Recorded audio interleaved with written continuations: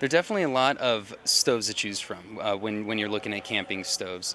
Usually, when you're first starting, you definitely want to get something that's very easy, very convenient to use. This is a Century two-burner stove. It's really practical to clean up. It has a very flat stainless steel bottom. It takes classic propane canisters that are very easy to deal with. And it's just kind of like your best all around. You don't need to deal with liquid fuel, which definitely isn't as easy when you're getting into camping. You don't have to pressurize anything. You literally just screw on the propane canister, turn it on, ignite it, and go. I've used a two burner stove where you have to pump up the. Yeah. So this one you don't have to worry about any of that. You You just don't have to, plug in the absolutely. fuel and turn it on. Yeah, and those liquid fuel stoves, what they call them, they typically take white gas and unleaded fuel for the most part. And kind of like what you're mentioning, you do have to pressurize them to a certain point to make sure that the fuel will turn into a gas state. And it's usually not very practical for a newbie.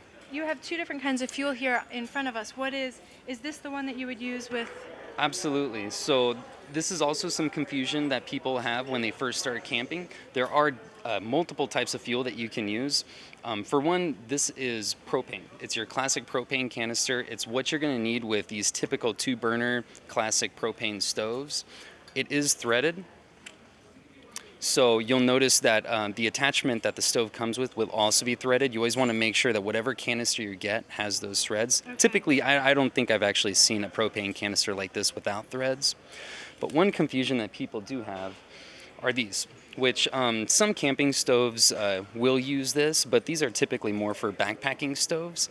It's a butane isopropane mixture in which you can't use with this. It's very specific with the stoves that it is applicable for, and this stove will not take a butane propane mixture. So you just want to make sure that whatever you get as far as the two-burner Century or even Coleman stoves, it's just going to be this larger propane canister. One issue that people have with these is the fact that you can't recycle them, which is a big issue, especially in areas like this. So Coleman has provided these little green keys, what they call them.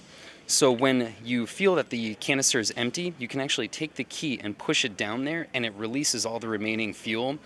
So you can actually recycle it at any steel recycling plant. Wow. Otherwise, it's considered hazardous waste because there's still residual fuel left in the canister, and that's why you can't recycle it. So again, Coleman will provide those little keys that you can put in there to release the remaining fuel, so you can actually recycle the product. Wow, that's